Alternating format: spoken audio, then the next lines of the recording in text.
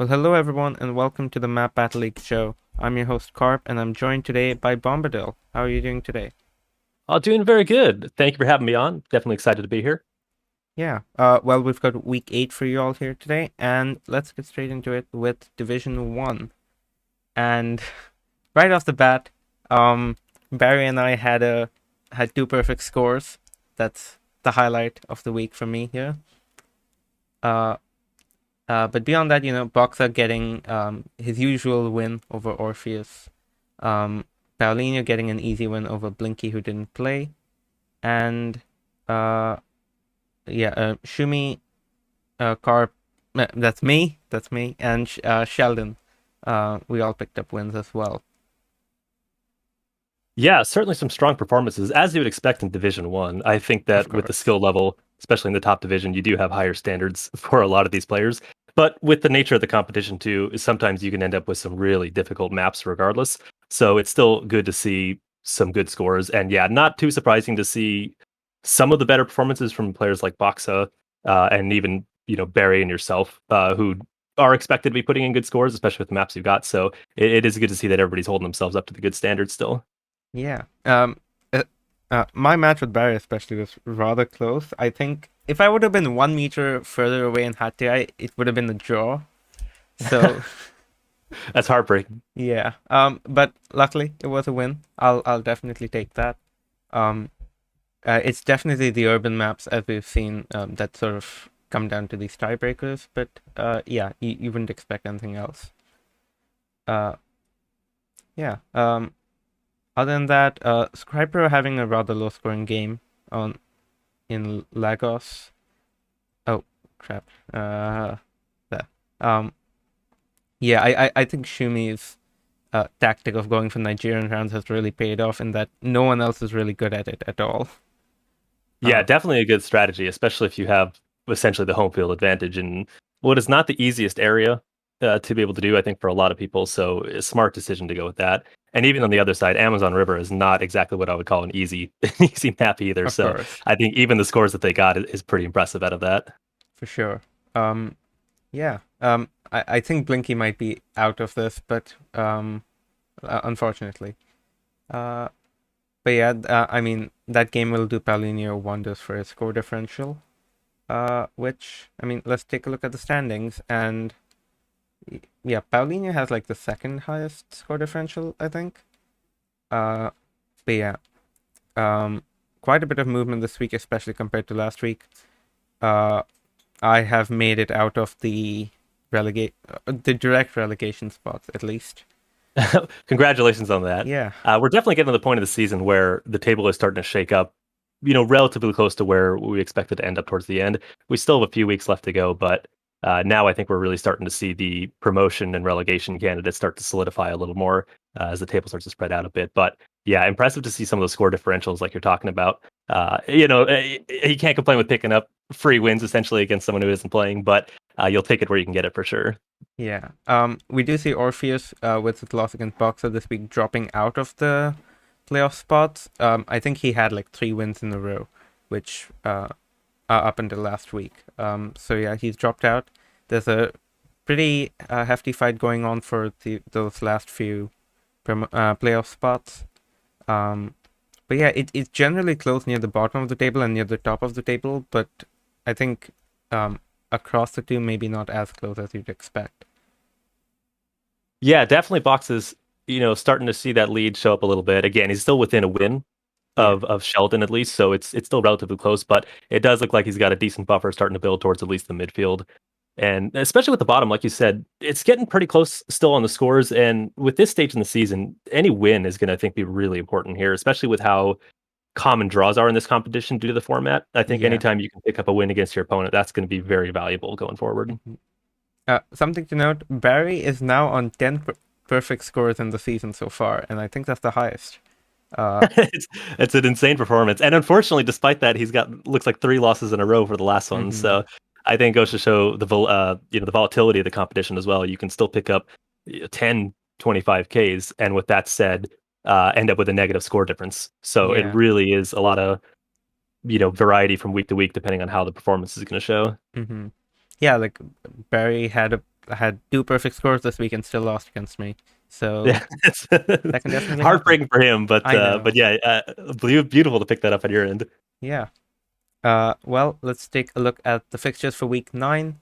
Uh, any matches over here that you're particularly looking forward to?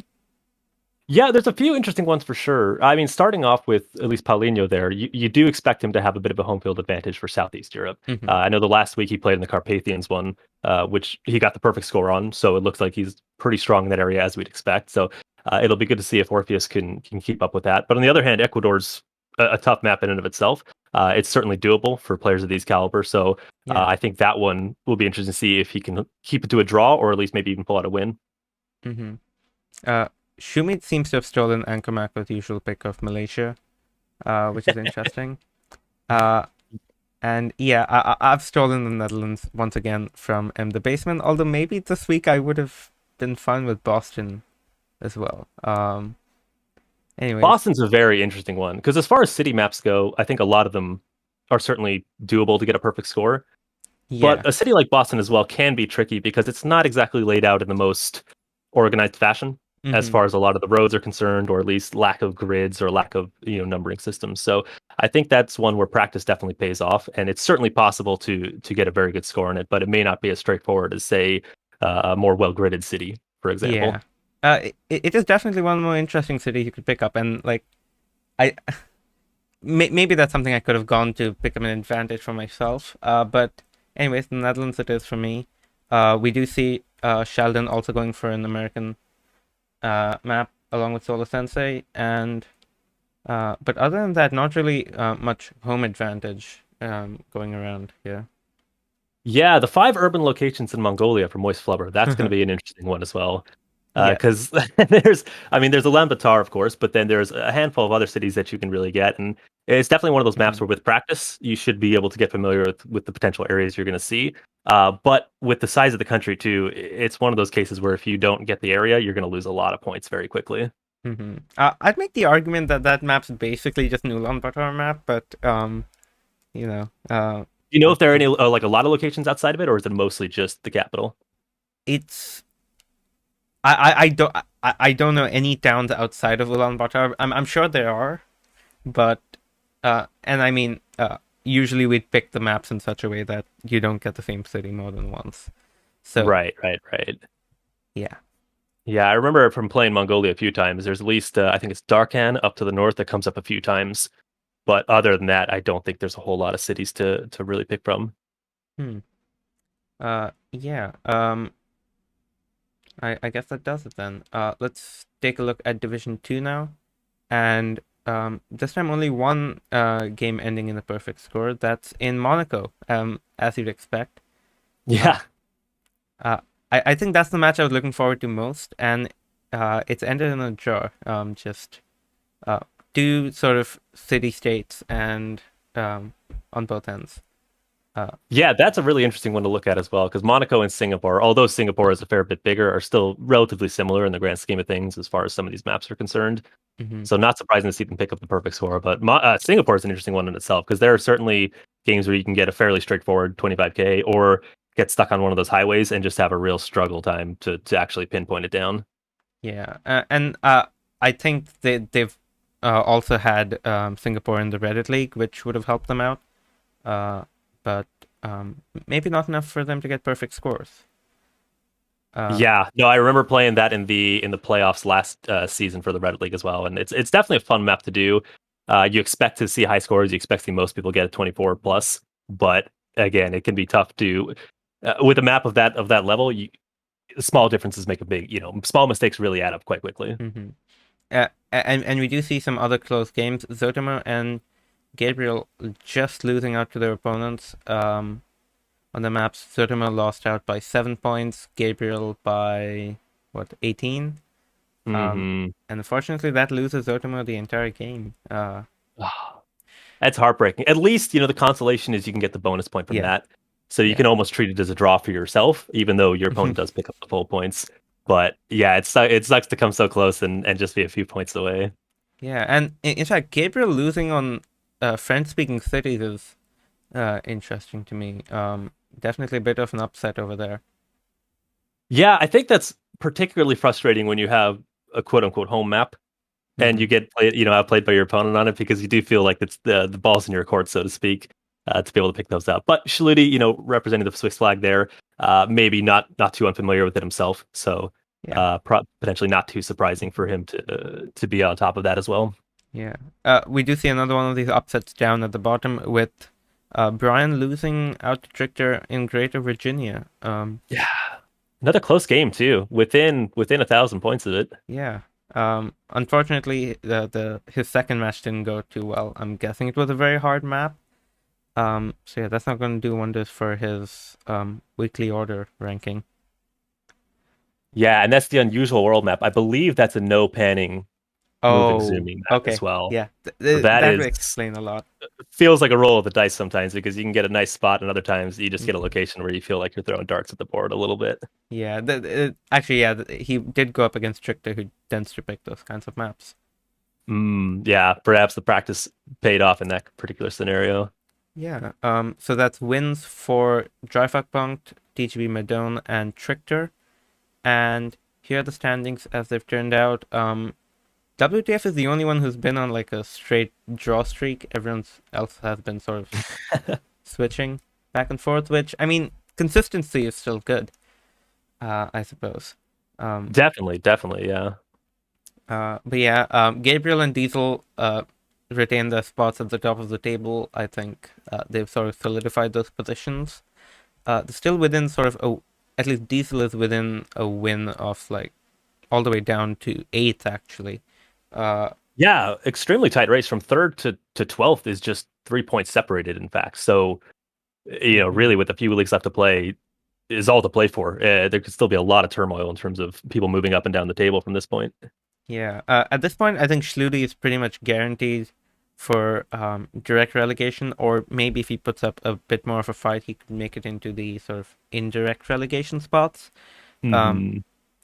Zotomo is a bit closer, especially with his win against Schluti last week, but with another loss this week, it might be slipping away from his hands. Yeah, it's unfortunate to see, and you do wonder as we get towards the end of the season as well, if you get to a point, where you feel like you are going to be relegated. I wonder if the pressure is lifted a little bit, right? Because if you don't have a whole lot to play for, maybe on one hand you might lose a little bit of motivation. On another hand, maybe without the pressure you can just play without really worrying about it. And I think sometimes in those situations you might actually be able to pull out some pretty decent scores when otherwise maybe the stress would be a little more influential. Yeah, I guess at that point you have nothing left to lose, and Yeah, exactly. Just go for it. yeah, and uh, I mean, Schluti is no stranger to sort of relegation battles like this. So I'm sure he knows how to handle it, and Hmm. maybe sort of put up a little bit of a fight, but we'll have to see about that. Yeah, but we'll see if he can pick up, at least the win towards the end of the season. I'm sure that'd be really nice for him as well. Yeah. Yes. So far he's winless, so just a win might be just the thing he needs. Uh, yeah. Well, here are the fixtures for week 9. Zotomo is going for Tokyo, as you might expect. That's a bit of a home advantage for him, even though he's not. He doesn't live in Tokyo. Uh, and then we have one entirely urban matchup of Burdock versus Schluti there. Yeah, both of them are going to be very interesting. You definitely expect Satomo to put up a good score on Tokyo. He has a lot of experience with Japan, so I do have high expectations, and I think he does as well for himself on that. Yeah. But the Always Near Borders map on the other side, that's actually one I played in a previous week as well, and that's a pretty interesting map. As you expect, pretty close to the borders, but not directly near them exactly. So there still is quite a bit of buffer room in terms of where it could be, but one that can be, I think, with players of the skill level, certainly high scores are in the mix for that. Mm-hmm. Brian is going for the home advantage there. I think he had 5 cities of his choice, and Indianapolis, Denver, Columbus, Wichita, Springfield, just generic American cities. I'm assuming they have numbered roads. That's really gonna help him out there. Um, Yeah, definitely. And I do think it's one of those double-edged swords as well for this kind of competition because while you do expect him to probably even get close to a perfect score, if not very close to that, his opponent too is no slouch. So I think with those cities, you have an advantage being more familiar with them, but I think most players with even a little bit of practice would be good enough to be able to pick up very high scores on those cities as well. Yeah, I think he might end up going for sort of the time advantage there, where if he knows them as much as his opponent, he might be able to get them quicker, and maybe go for True. that sort of tiebreaker there. Yeah. On the other hand, Italy, I think results can vary depending on who's playing. For me, I think that's a very challenging map. I definitely think a lot of the European-based players, especially if they're from, the area, or especially if they're Italian, have a more significant advantage on that. But that definitely feels like a map where, similar to France, where if you know it well, you can do very well, but otherwise it can be very challenging if you're not as familiar with, all the different locations and regions. Yeah, I'm surprised they didn't go to Danny Blanc, but Danny Blanc has probably one of the maps I hope to get at some point. I mean, That's definitely, I think, I would assume probably the most popular map. I know I've picked it as my first choice for the times that have come up. So I'm not surprised that it goes within the first couple picks each round. I assume there's a lot of Formula One fans among the player base here, just yeah. due to the international makeup of the player base. But that'll be a fun one regardless. I expect both players to put up really good scores, but that's a fun map, and I a little jealous of him getting that, but definitely well earned for sure. Yeah, unfortunately, Danny Blunt also has to play with the other end of the spectrum in Indonesia, which I'm really sorry. Might as well be the opposite as far as that's concerned. Yeah, Goodness. that's gonna suck. Ollie versus Trickster. I don't know which way that match could go. I think both. I mean, NMPC World is already pretty hard, and then I mean, Quetzaltenango is not a city I'd categorize as easy. Really. Yeah, I remember. I think it was last season's Reddit League when we did Guatemala, if I recall, and that was a mixed bag. There were some spots, that were definitely doable, some spots that were hard. I think with the city itself, a lot of those Latin American cities in particular, it can be a case of how much you practice it, because there are definitely levels that you can start to recognize different areas, but street signage is not always the best, if even it exists at all. So it becomes more of a case of recognizing the street layout or like locations that you can see versus actually trying to find out what the streets are and locate them on the map. So that can be a challenge in and of itself, but we'll see how much practice goes into it and see if that pays off. Yeah. Well, let's move on to Division 3. And, well, here, Plucky and Altingwook, the only tied match of the week. And unfortunately, Firebrand didn't play in time, which gives his fellow Frenchman Ottawa the win uh, there. Yeah, unfortunate, but again, it's on the other end, you can't complain about picking up the free points and Ottawa putting up very good scores as well. So, that can only really help with the score differential going forward. Yeah. The 59 soundbite was also close enough in the UK to snag a bonus point, but yeah, that's a bit of an upset there in the UK to give Max the win. Um, Definitely. Another bit of a heartbreaker. Again, anytime you lose on mhm. your quote unquote home map is hard to swallow, but at least the bonus point's a nice consolation, for putting in a good effort regardless. Yeah, and Jake also picks up a win. I know he didn't have an official Uncommon World this week, but he did just fine with NMPC World. Yeah, and again, I think the NMPZs are definitely come down to practice more than anything else. To a certain degree, there's some aspects that you really can't practice until you see them, but if you're more familiar with where the places tend to spawn, or at least what the different regions look like, you can get decent at them, relatively speaking. And in this competition as well, it doesn't even need to be about getting the best score as long as you can beat your opponent on it. Yeah. We did have some lower scores around here. Seppo didn't really take too well to the map choices, and I guess Greenland isn't Laban Krebs' strong suit, but yeah, I think Seolfer is near the bottom of the table, so that win is going to be good for him, as we can see. Plucky is actually now on a 3-win streak, which does keep him at the top of the table. Um, and Seppo at the bottom is sort of in the opposite situation there. Yeah, certainly starting to see the field spread a little bit. And those 25Ks actually are pretty important as we get to the top as well, because the point spread in terms of the results for the top 6 or 7 even are not too far away. They're all still within a couple games. And especially if we do start seeing ties and points, I think those 25Ks are going to start to matter a lot more as we get towards the end of the season here.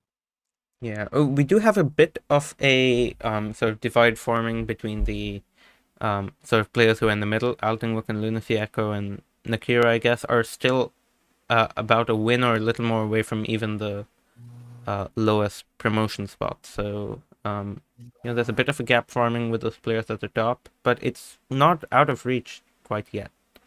Yeah, exactly. And even on the bottom end of things with Seppo too, still only 2 wins away from 10th. So it's still very possible to grab a few wins and get back in the relegation mix, or at least the playoff mix as opposed to the direct relegation. So I still think a lot to play for down there. And it is interesting. We've talked before about just the nature of the competition and how the different results tend to play out. But we've got 2 players at the bottom who are winless. But one of them, 59 Soundbite, is still not even in the direct relegation. So there's a lot of different ways that you can take advantage of the draws going forward here. Yeah, I think Soundbite's been helped by bonus points because that must be like 3 bonus points and 4 points from the draws. Uh, Yeah, and at that point you can almost treat it as getting a draw yourself if you lose with the bonus point. hmm So not always reflected directly in the scores. Yeah. And actually, with Sulfur's win this week, he's moved up from that 13th place direct relegation spot up into the playoff spot. So, it's definitely possible. And, with another week, he could be out of relegation entirely. Yeah, very encouraging. And as long as you can get a bit of momentum too, keep that going forward and try to get some, positive vibes going into the next couple games. Yeah. Well, here are the fixtures for week 9. Uh, yeah, quite a few sort of tougher maps around here. Plucky going with the rural world. I'm sure he's no slouch there. Um, hmm and we do actually have Lunacy Echo and Fireban going for the home advantage on both ends. So I think that one might end in a draw.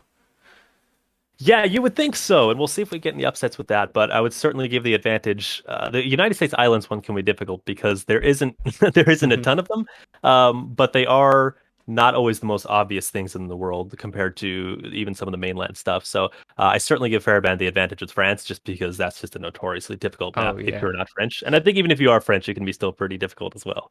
But they tend to do a pretty good job on it. It's interesting to see that we've got Bulgaria again for the second week in a row in this division. Yeah.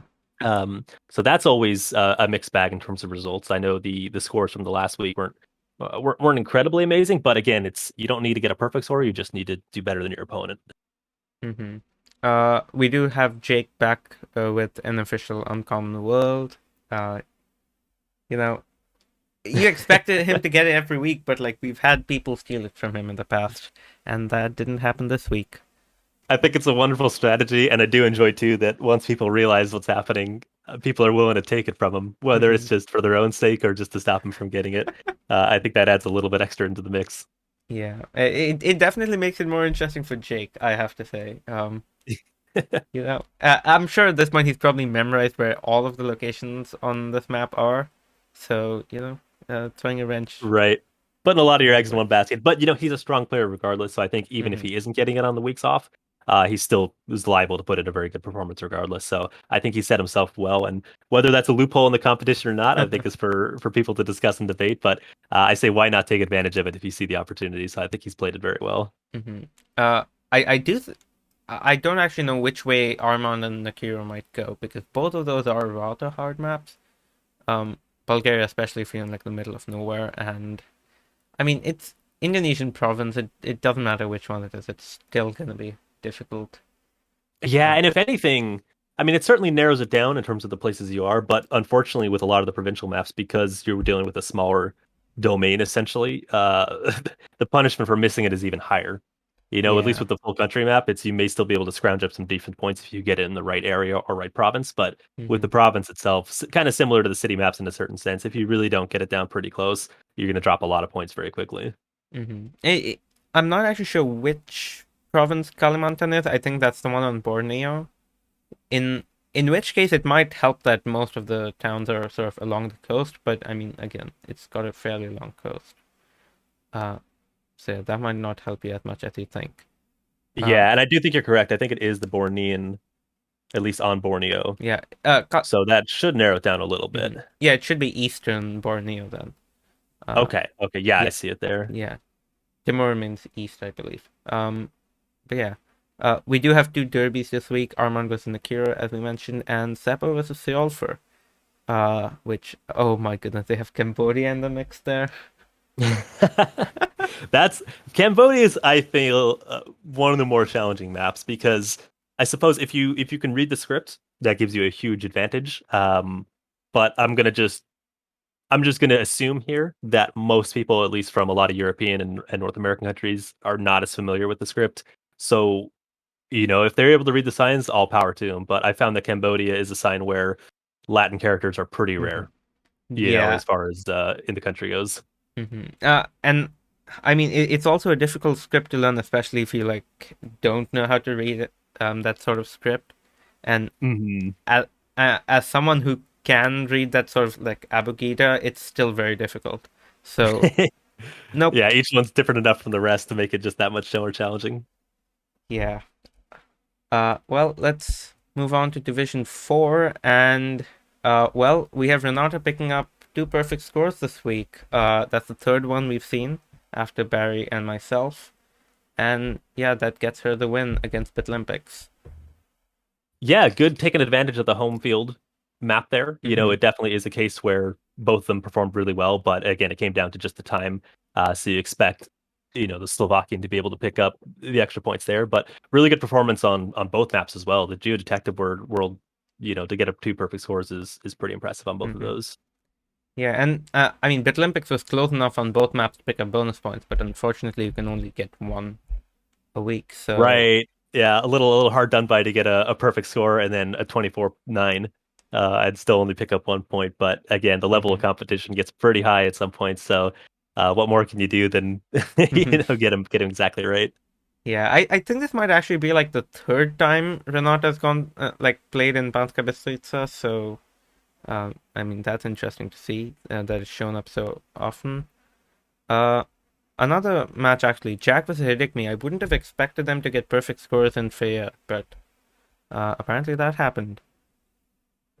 Yeah, well done. Mhm. Hungary, again, it's one of those countries where there's a lot of good signage. It's If you definitely find it. possible. Yeah, if you find the sign, that's the trick. Yeah, if you're stuck on a road with no signs, well, good luck. But it definitely is a case where if you're well practiced enough with it, I think you can get good scores. But impressive for them to be able to do that nonetheless. And the opposite side is still world is always going to be, I think, a little more challenging. So close game. Yeah, Even it's always good to see a close game when both players are scoring under 20,000 points. yeah. Because then it usually comes down to like one or two rounds, where Hmm. often it makes the difference. I mean, we've definitely had closer games, but like on the map like a still world, those are still pretty good scores. Uh, Yeah, yeah. Because it's not it's not too surprising to see somebody score under 10K on a map like that. yeah. I think this might be a bit of an upset here. Sepki has picked up a win against Paranoid Android. Who I think Paranoid's closer to the top of the table if I'm not mistaken, but I might be. Um, but Paranoid does pick up a bonus point uh, there, which should be a bit of a consolation Yeah, prize. close game, less than 30 points apart on that map. So Hmm. again, it's always a little heart and mouth when you get that close to it. But well played on the taxes of the world with Sep Gears. It looks like it was a bit more one-sided on that one. Hmm. And yeah, actually, Finn managed to keep it to a draw this time after joining the league, 2 weeks ago. Hasn't had the best time, but at least managed to win on his own map and pick up a draw. Very good. Yeah, no, it's good to see the improvement of the performance at least. And sometimes it is tough when you're thrown into the mix partway through to Hmm. get up to speed with everybody. But it looks like he's doing just good, hanging Yeah, in there and doing just fine. yeah, definitely finding its footing. Uh, yeah, well, here are the standings, and I mean, not much movement at all. Um, Finn with the draw does still stay at the bottom, unfortunately, and yeah, well, pretty much the entire promotion set stayed the same. Yeah, still a close fight, and I think it's going to go down to the wire for a lot of these towards the end. Hmm. Still a good performance from the Austrians up top. They've been putting in a lot of good work this week. Calamity, though, unfortunately dropping, just down into the relegation battle. But I do think, he's a strong enough player that I expect to see some good performances from the rest of the season going forward. So I would not be shocked to see him pull out a couple wins and get back in it. But with that said, there's only 6 points, 2 wins in it from first to 10th. or first to 10th. So it's still very much in the mix, and I think we're going to see a decent amount of change possible going forward from here. But again, the nature of the competition means that it's very focused towards draws more than wins. So kind of like we mentioned earlier in the show, it's anytime you can pick up a win, it's going to be really beneficial here. Because the more draws people pick up, the more it's going to, I think, solidify the table where it's at. Yeah, and in fact, there's just one win separating 10th from 4th place, so you've got Yeah. you've got massive movements that are possible. Um, And I and think that's where those 25Ks are going to come in handy too, because we've got three people tied on 11 points, and two of them with um, three perfect scores as well. So even yeah, then, it's going to be very tight going forward. So I think all those extra points and bonus points are going to make a big difference when we get down to the end. for sure. Yeah. Well, here's what we're looking at for week 9. Uh, we have Michael going for Ulster, which should be a pretty good home advantage from there. Renata going with Slovakia. Uh, and anything other than that? Um, Some Not very sure. interesting ones. Asia is an interesting one in and of itself Oh because yeah, that's a diverse one. That can be. I mean, yeah. I assume does that include Indonesia or does that only stop at the mainland? I think it includes Indonesia because I believe Papua is the only bit that technically counts as Oceania. Okay, yeah, then that's going to be a pretty diverse one, all hmm the way up to Japan and Korea, I assume. Yeah, Mongolia, even, yeah. I'm not sure whether that includes the Asian part of Russia though. Uh, That is a good question. Yeah, hmm out to like Vladivostok and those places. Yeah, and at that point, that's basically just like a world map, I'd say. Uh, Yeah, at least it'll be. I think that's the big saving grace out of that one is it should be fairly generous in terms of the points with hmm regards to punishing you for the errors. If you end up in a place like we talked about, like Cambodia or Thailand, where it may be more difficult to pinpoint it, as long as you're at least getting close to the right area, you should still be able to pick up a good amount of points. Yeah, and that is actually the Austrian Derby we've got going on, so that should be interesting to watch. Yeah, and with the European capitals too, I expect both hmm of them to put up very good scores. I wouldn't be shocked if they both get, near two or a perfect score on that Yeah. second map. So it may actually end up coming down to the Asia map in terms of Mhm. how that match shakes out. I definitely think European capitals could either be like two perfect scores, or it could. I mean, one of them definitely going to get a bonus point at least. Uh, because I mean, Yeah, it's I probably would expect that. yeah, it's probably easy to figure out what city you're in. It's just figuring out where you are in said city. Yeah. Then we Um, got Renata with another home field advantage, Slovakia. yeah. So Uh, that'll be a tough one, I think, for Finn. But if mhm. we'll see if they can perform and keep up with it. Yeah, and scenic impossible photospheres. I mean, maybe Finn was going for a strategy with that. I don't know if that was a random pick or not. But I mean, Renata seems to have been doing pretty well on these sort of non-moving or NMPC maps as well. So, um, yeah, Finn might have a bit of an uphill battle on that one. And I think with the nature of this competition too, it's not a bad strategy to go for some of these more difficult maps because yeah, even though the scores might be low, it creates a lot more volatility and a lot more potential to at least grab a win over your opponent because it may come down to just one or two rounds where you're able to get even if you're both off by 1,000 kilometers, as long as you're a little bit closer, that may be enough in some of these scenarios to get enough points. hmm and also Jack has gone for Podgorica, which maybe he's trying to lean on, sort of the experience from Formula G a few weeks ago. But I mean, Edward has shown what he can do on urban maps, so that might not have been the best move. Uh, we'll have to see how that turns out. Yeah, that'll be an interesting one to watch for sure. And the urban maps in particular, again, a lot of them do come down to practice, but if you have a little bit of experience before, I think that comes in really handy. hmm yeah, well, let's move on to Division 5A now. Unfortunately, another player not playing this week, and it gives Flips to the win, another player who only recently entered the league sort of partway through. That win is definitely going to help bring him into the points. Uh, Yeah, yeah, definitely. It's nice to see too when you pick up the free win. On one hand, if you put up a really good score, it can be disappointing because you're thinking, "Oh, I could have picked up the legitimate win anyway." But with a 16,000, and a 20,000, those are pretty decent mhm. scores regardless. But nice to know that even if you didn't put in maybe the best performance, you still can get a win out of it. Yeah, and I mean that was a win on Finnish Islands, which would have been a home advantage. So Hmm. for GB, so I'm sure he can be satisfied with that. On the other hand, the other newcomer in the division, Rev Ruckus, unfortunately loses to Juve, although that those were very close games. That might be the lowest scoring game we've seen this season. I don't know the exact numbers, Hmm. but that's got to be up there with Latvia. I'm a little surprised by because Yeah, it's certainly not the easiest map in the world. It can be difficult in terms of just depending on where you are and the density of the country, but you do expect them to at least get relatively close on a couple of them. But again, the punishment's going to be hard. If you don't get the exact city, you're probably going to lose a lot of points with the country being not the biggest in the world. yeah. I'm just making sure I didn't miss like a one in front, like in front of something. Uh, but yeah, I think that's actually the second.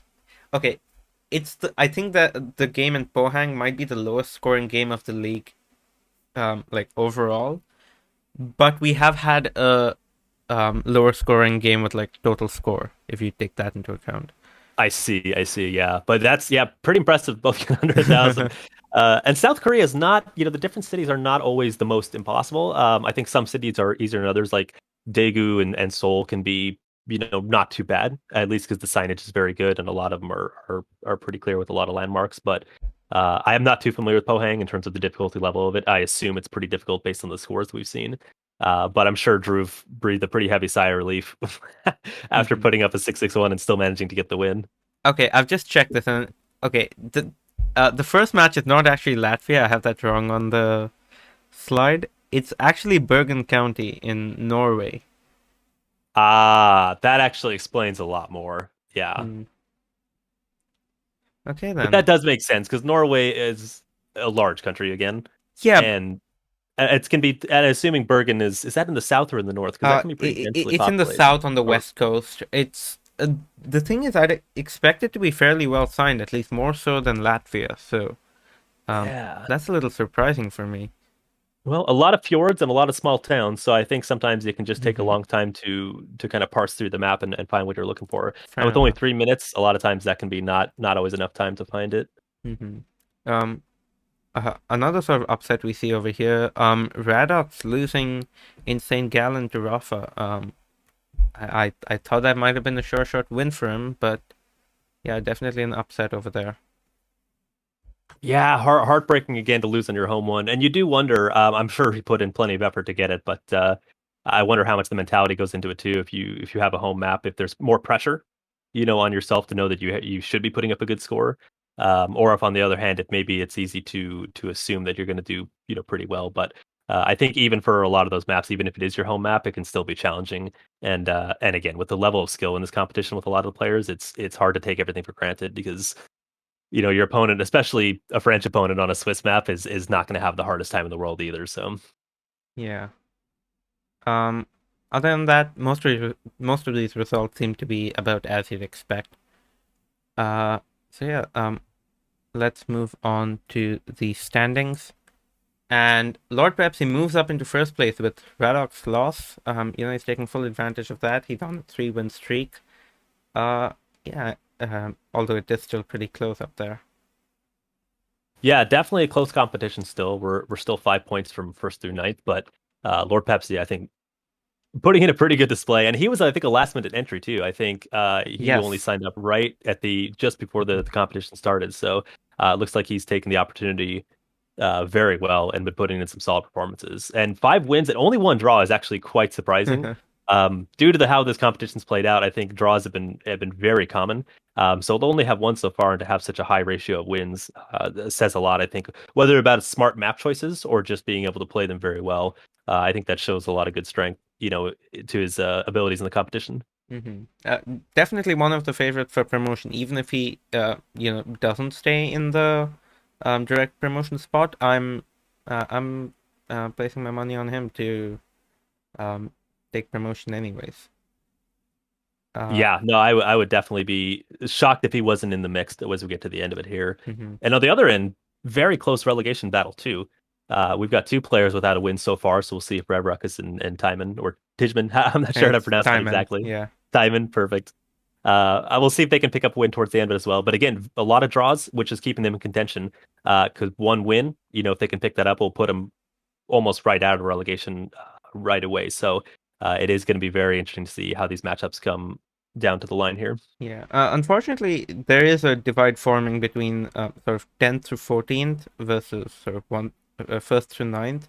So it is becoming more and more difficult for players in the bottom to try and break into that promotion battle. Um, so yeah, right now they're just fighting against relegation, I'd say, down at the bottom. Agreed. But I think at this point, yeah, as make it a realistic goal to get into that ninth, 10th area and see if that's at least something to work for and some motivation to get out of those spots. Yeah.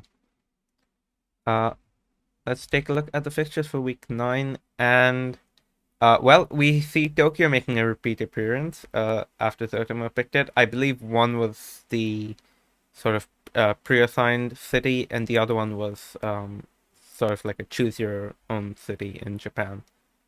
Uh, Okay. yeah. The funny thing is, while the maps were getting assigned, these two got assigned back to back, which made it uh, a bit funnier, I guess. Yeah, you know right away, and especially as everybody's watching it unfold. Mm-hmm. Yeah, we do see Poland going to Penguin with the home advantage there, even though he's now repping the Ukrainian flag. Uh, and what actually is Sirmia? Sirmia, that Lord Pepsi has gone for. I'm not actually entirely sure. Let's Let me find see. out. Sirmia. Oh, divide. Oh, it's a Croatian Serbian region. Looks like it's divided between the two of Oh, them. okay. Okay, so that's actually a pretty interesting one. And those are, especially for, yeah, that should be something that he's pretty decent at because it's in his general region, Yeah. relatively speaking. Mm-hmm. Yeah. We do see Rev Ruckus going with five urban location in Hungary, which I mean, uh, maybe that's also close enough.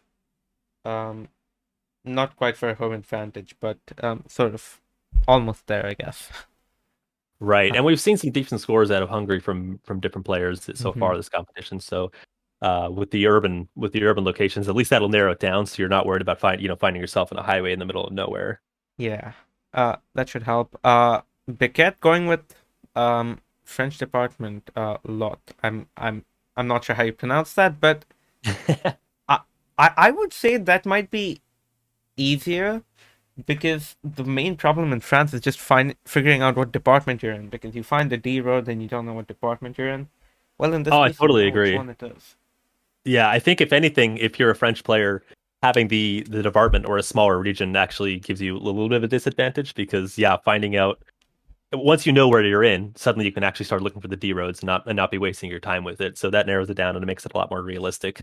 Whereas a full French map can be sometimes it feels nigh impossible if all you've got to go off is just some nearby D roads. Yeah. Uh, Actually, Rafa went for U.S. territory, which is a bit of an interesting pick, I'd say. Um, Yeah, it'll be a heavily island map essentially. yeah. What U.S. territories are there that aren't islands? Um, Like, I don't know if there are any because there's Guam and the which is an Northern island? Marianas. Yeah, Island? and then Puerto Rico. Does Puerto Rico have Island? coverage? Yeah, because all the I guess and Hawaii's a state. Yeah. So everything else, I think it's all islands unless I'm mistaken. Virgin Islands. The the only one I can think of is like if you count like Guantanamo Bay, but then that's still on an island. Yeah, I think maybe I'd be a little surprised if there's coverage there, but who Yeah. knows? I mean someone snuck in and did some coverage, I guess. Yeah. But the island heavy Hmm. maps are always interesting because a lot of it does come down to things like car meta, Yeah. of knowing like which island you're on by seeing that or being able to recognize at least the locations around you. And that's the kind of map too where you can lose. You either get it very close or you lose all of your points because if you think it's Guam and it turns out to be the Virgin Islands, for example, Oh I yeah. mean, it's You're you done completely for. thrown it away there. Yeah, that's definitely gonna be a challenging. Drew actually goes for an interesting thematic map, covered bridges. I don't know if that means like bridges which have like a something covering them or just bridges with coverage. Well, typically a covered bridge is almost like it's got like a wooden barn-like tunnel that goes over Ah, it. I okay. know in parts of the U.S., at least in Oregon, we have a lot of them, Mm. and they're fairly common. So, well, I wouldn't say fairly common, but they got a lot, a Hmm. little bit of historical value to them. Ah, okay. So yeah, I think what I assume covered bridges is referring to a lot of those essentially bridges that have Mm. that kind of like barn-like structure over them. But perhaps it does mean things like tunnels as well. I don't know how loose the definition is with it, but I suppose as long as there's something above you, it counts. Fair enough. Yeah. Israel's definitely going to be challenging there, I think. Especially if they end up with any urban maps. I, I mean, Yeah, maybe it's just me, Israel's but an interesting country as far as GeoGuessr goes because there's a lot of areas that are very distinct. Like a lot of times you can tell if you're near the Dead Sea, that can be pretty hmm obvious, or you can tell if you're in the north, or if you can tell if you're in one of the major cities. But sometimes it can be tough to differentiate. Like, are you in Tel Aviv? Are you in Jerusalem? Are you in Haifa? Places like that. So if you are in the urban areas, I think a lot of the challenge is just figuring out which city you're in. And then at least the signage is relatively decent. So I think it's possible to get pretty good scores. But a lot of it comes down to familiarity and how well you practiced it in the past. yeah. Uh, well, let's move on to Division 5B, and you actually tied against Guala Wizard. Uh, I mean, sort of straightforward results, let's say. Yeah, I'm happy about the result. Guilo's a really strong player, so Hmm. it's always a little nerve-wracking going against ups and someone. And I knew going into it that too with Rotterdam and The Hague. That's an area where if you practice it well and if you know the Netherlands very well, I think you can do very good. There's a lot of good Yeah. signage. There's a lot of clues. But I knew that I was not going to have the advantage going into it, so I was kind of putting a lot of my stock in BC. And for me personally, that's an area where I know British Columbia very well just due to my line of work. So I had high expectations Hmm. going into it. So I would have been very disappointed if I wasn't able to pick up the win on that map. But I think it was a well-earned draw because I'm happy enough to just get that, knowing that the Netherlands section was going to be a little tough for me for sure. So there was one location up in the far north that neither of us got. But other than that, I was pretty happy to be able to get the other four locations pretty close. Yeah. And I mean, you broke 20K, which is pretty good, I'd say. But Uh, yeah, I was happy. The one we missed, we both got almost. It felt like close to 0 points on, but so it really came down to the other four rounds. yeah. Uh, yeah. Actually, Rotterdam. Okay. I, I, I know I'm saying this as someone who's played way too much of the Netherlands, but that's not a particularly hard area to play in. But No, there's a lot anyways. of good clues. There's a lot, Mm, especially with the canals. There's a lot of good yeah. geographic marks to go by, and a big challenge is figuring out how often, like, are you in The Hague or are you in Rotterdam? And Mm, that tends to be pretty straightforward. I think there's a lot of good clues to yeah. differentiate it, but I think the harder parts were just when you get into the more rural sections, where Mm, it becomes a case of can you find the right street that's on the map. So I think it was really well played by them, and definitely a well earned, I think, draw on both ends. mm, yeah. Um, we do see Afi picking up a win against Holskov. Good scores on both maps. Halskov, didn't do too well in the Czech Republic and didn't end up playing Puerto Rica. Which I mean, I, Afi I still think gets the he, I win. actually, I do think he did play in the end. I think Oh, it may not be updated, but I think he mm, scored. I'm just looking at it now, about oh, 20,000. So it was a closer game. I think he okay. was still about 300 points behind. So still pretty respectable. But yeah, unfortunate to not be able to pick up the draw there. So well played by Afi because that can be both Mm, those maps can be challenging depending on how they play out. mm. Yeah, okay. I think I may not have updated the score since he played. He did play late, I believe. That makes sense. Yeah. Yeah. We do see the Kiribati Derby ending in a draw, as does the French one. Down there. And Jena picked up a win against Dad City. Perfect score in um. Should I try and pronounce that? Česká I'll let Budějovice. you try. So I don't have to embarrass myself with it. Mm-hmm. Okay. Yeah, Česká Budějovice. I'm assuming that's right. Uh, People can yell at me down in the comments if they want. Yeah. I mean, Jena is probably one of the favorites for promotion, so no surprise there. Uh, And then Wakelock actually picks up a win against Dakapaka as well, who hasn't been doing as well as his fellow Montenegrin Lord Pepsi in 5A. Uh, unfortunately. But yeah. Yeah, it's been I think a tough season for him so far, or them rather. But yeah, at least good to see some improvement. It's like definitely decent scores. Unfortunate, Hmm. to not pick up at least a draw against it. But Albania, I think it's a tough map even if you know even if you're Hmm. from nearby. So it was pretty good on Walk Luck there for being able to do it. And the other competition's been pretty good as well. We see Iceland's always a fun map. Yeah. I think to see how that shakes out with the top there getting the win. But a well earned draw in the French Derby too because the covered bridges. Again, we were just talking about in the last division, Hmm. but yeah, it looks like decent enough scores on it. Not perfect, but enough to close it out for sure. Yeah. Maybe that's a bit of a that gives us a bit of an idea of how that match might go in 5A next week. Uh, True, true. Yeah, it'll be interesting to see how the scores compare if they're on similar levels or if there's mhm. maybe easier or harder rounds that they have to deal with. Yeah. Yeah, well, let's take a look at the standings. And again, not much movement over here. Pretty much the entire promotions spot sort of set stays the same. Although Jenna Harrison, oh, okay. I made a mistake. Maybe he wasn't all the way up in the promotion spots, but this definitely pushed him up into them. Yeah, no, definitely a good performance and starting to pick up the points there. We are starting to see a pretty big spread develop. I think the Mm-hmm. race at the top is getting pretty tight with Kiribati, Guilo, and Latomp at least within just a point of each other. But even then, it's still one or two wins will be takes you all the way down to at least fifth. So there's still a lot to play for down there. And even in the midfield table, we've got between sixth and myself down at 12th, Mm-hmm. unfortunately. Only about 2 points. So at this point too, it's a couple draws with a couple bonus points, a couple wins can really shake that up as well. So we'll see how that pans out down the road. But yeah, looking like we're starting to see at least a general idea of where a lot of people are going to start to end up towards the end of the season here. Hmm. Yeah, unfortunately, even with your draw this week, you did drop down into relegation spots. Although you are sort of tied on points against Afi and Daj, you know, with 25K being the tiebreaker, maybe you can get a perfect score just to bump yourself up a bit. Yeah, we'll see what happens. And I think a lot of these next couple matches are going to be against opponents in that range as well, within the Hmm. same ranking. So I think we're going to have a lot of close matches here coming up to shake up that midfield of the table a little bit. But a lot to play for. So I'm still optimistic. It only takes one or two good performances to start pushing the rankings up a little bit. But I'd say I'm pretty happy with my performance so far. It's been, over the course of the season, certainly a lot of small mistakes add up, which is I think the nature of the competition with how good everybody is.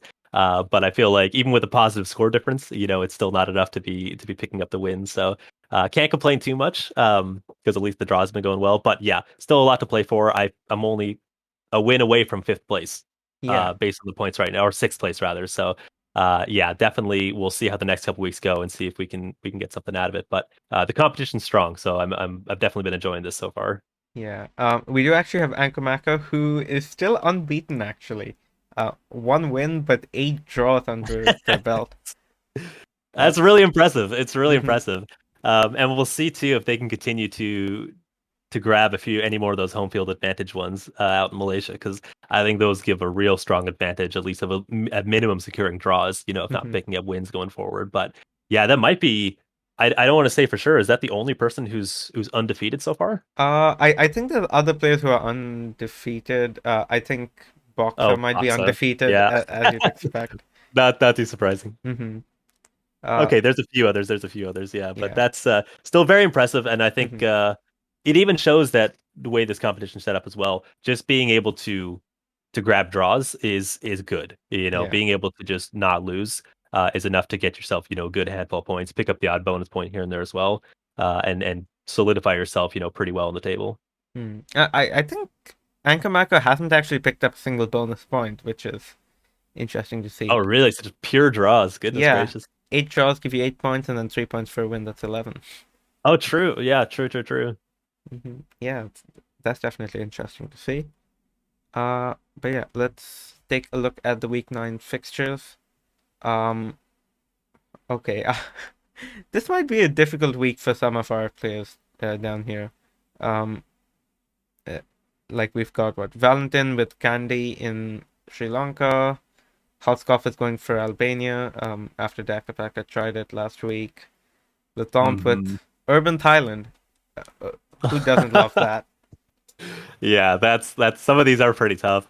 And I think of the Thailand map and the Sri Lankan map especially too, where sometimes you play city maps where, again, like we talked about earlier, they are certainly solvable, and there's a lot of ways that you can get good scores. But I feel like Sri Lanka, at least for myself, is a place where the cities can be challenging.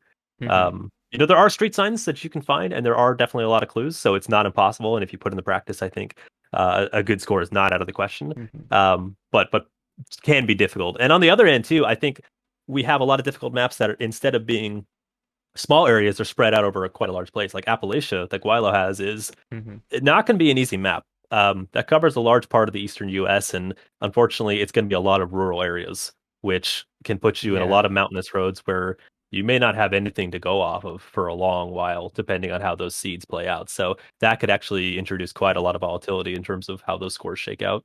Mm. Although if you do sort of figure out what state you're in, that might really help you out there, seeing as, most of the states are sort of flat, so you don't have much of a north-south range to search in. Uh, True. Well, the Appalachians themselves are the mountain range that kind of runs all the way up yeah, a lot yeah. of the eastern U.S. So it's yeah, I think when you're in there, well, we'll see if the home field advantage plays out for Hmm. Guilo, because if he's able to get any clues that can help him recognize states a little quicker, that may be worth looking at it. But on a similar note, we've got Kansas, Yeah. and that is a flat state. If we want to talk about flat states, this might be the flattest of them all. But Yeah. that's a hard one too, because as much as there's great signage and a lot of roads and a lot of gridded roads all over the state, it's just it's just big, Yeah. and there's a lot of it that looks the same.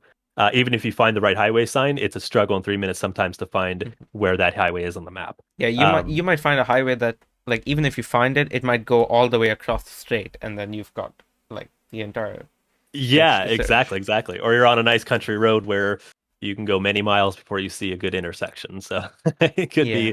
be a tough one. Hmm. But there's some interesting ones. Faroe Islands, I'm looking forward to. That will be an interesting match as well. Hmm. I think that's one where high scores can be expected. At least from Kiribati, I think he'll have a decent advantage, seeing especially how well he did on Sweden last week as well. Yeah. How are you feeling about your match? It's going to be interesting. Mbabane, I think, was a random choice. Hmm. Um, but like the city maps, I think it comes down to practice. I think it's one of those places where it's not a big city by any stretch. So there is going to be, I think, with a couple practice rounds, a lot of locations that you can get familiar with. The tricky one with that city is that the street signs do not always match what they say on the map. Oh. Yeah, it's one of those where like a lot of them do, but there's a few that have some English names that have since been renamed. They're English on the map, but have since been renamed to a more traditional, Swazi name. Yeah. And so a lot of times you can sort of figure out based on where it is, but that can be a little bit deceptive. The coastal world, of course, is just a decent global map, so I think Yeah. that's just going to come down to how well the seed is and how well we do on that. But I'm optimistic at least with the Eswatini one because I do feel fairly confident on a lot of the city maps, and I think that is a small enough city that even though I'm not super familiar with it, with a bit of practice, I think I should be able to get a decent score. Hmm. Yeah. But we'll see. Yeah. Yeah, I think that does it then. That does it for this week. Thanks for coming on the show. It's been great. Yeah, thank you for And having me on. I had a great time. It was good to talk about all the matches and see where everybody's at. mhm. I definitely want to say that I've really thoroughly enjoyed the competition so far. So hopefully we'll get another season of it and see a lot of players return. Because I think it's been really well set up by Mr. Blue and everybody else that's helped out with it. So yeah, it's been a really enjoyable experience. Yeah. Well, we'll be back soon with week 9. And yeah, thank you all for watching. Bye bye.